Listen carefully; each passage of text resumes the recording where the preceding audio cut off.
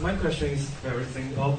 How do you see the conflict between freedom and democracy, since many people think democracy is a system that the majority bullies minority? Thank you.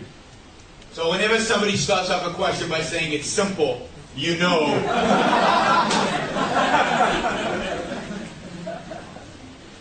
So what do we mean by democracy? You know, it's really important. One of the things Rand taught all of us, of her students, is to clearly define what you mean.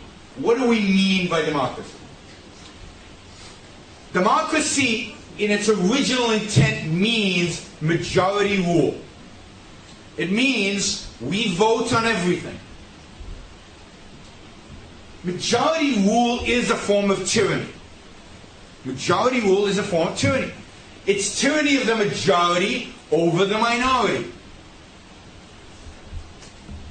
And everywhere that it's practiced as pure majority rule, it's a disaster. And it leads to huge violations of individuals' lives, individuals' freedoms.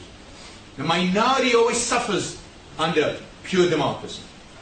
My favorite story about pure democracy is from Athens, Greece, the first democracy. And in Athens, there was a great philosopher by the name of Socrates. And Socrates would go around and he would engage in arguments with young people. And the people of Athens were very worried because he would challenge the religion. And they said, "Ooh, Socrates is corrupting our youth. What are we going to do about it?" Well, they realized the only thing to do about it was to kill him. Because you couldn't silence Socrates. This is his passion. So they got together and they voted. Right? Democracy. What should we do with Socrates? Kill him. 51% said yes. Right? Maybe it was 60, maybe it was 70, maybe it was 99%. Doesn't matter. It was a majority. So they give Socrates the cup of poison to drink, to kill him. And Plato, his student, says to Socrates, "You know, I've got a tunnel. We can escape." And Socrates, "No, I believe in democracy." And he drinks the chalice and dies.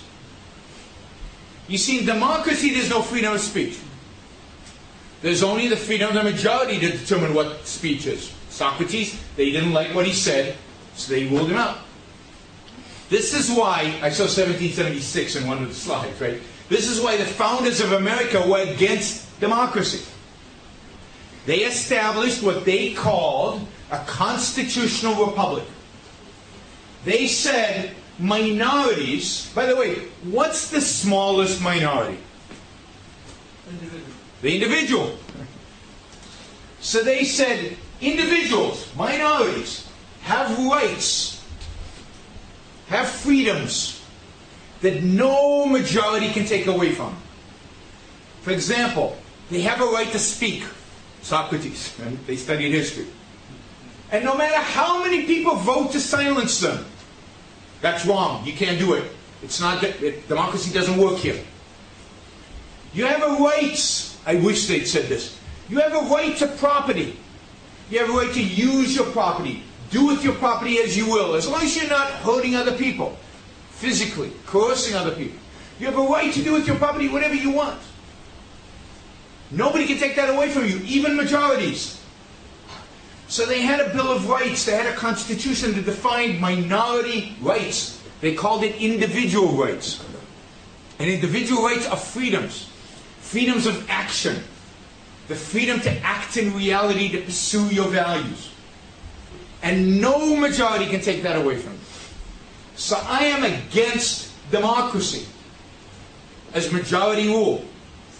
I believe in constitutionalism, where a constitution protects clearly, unequivocally, the rights of individuals. And then, yes, we can vote for representatives. But the representatives can't do anything. Because we have this clear-cut definition of our individual freedoms. So in my view, government should only do three things. I mean, put it differently. In my view, government should only do one thing. One thing. And that is protect our rights. Protect our rights as individuals. And to do that, it only needs three functions. It needs a police force. It needs a military, so to protect us from crooks inside the country, to protect us from invaders who want to hurt us outside the country, and a justice system to arbitrate disputes. But government has no right to take money from some people and give it to others, because I'm violating his rights, right? What about his rights to his property? I've just violated his property rights. So I can't force him to fund somebody else. Governments have no right to tell you what kind of business you can and cannot open. They're violating your right to free action. As long as you're not cheating, lying, or stealing from somebody else in order to gain that business, none of government's business. So government protects us from crooks, from fraudsters, protects us from terrorists and enemies. It has a judicial system, and that's it. So I'm not an anarchist. I think anarchism is a disaster. It's the worst form of government, if you will, possible. Because there is no government, and what we turn into is a lot of force and a lot of destruction. I believe in government, but a small one, limited one, that only protects individual rights that have to be clearly defined and clearly articulated. So, democracy is a huge mistake, and what happened in America today, in my view, is we've gone from a constitutional republic in 1776, or when the Constitution was written in the 1780s, all the way to today where we are democracy. America's a democracy. So the majority votes to take money from the minority and give it to the majority. The majority votes that they want people to eat only this kind of food. The majority votes that people should only do this on Sunday. The majority gets to decide, and it sacrifices the minority. That's wrong. Anybody else have a simple question?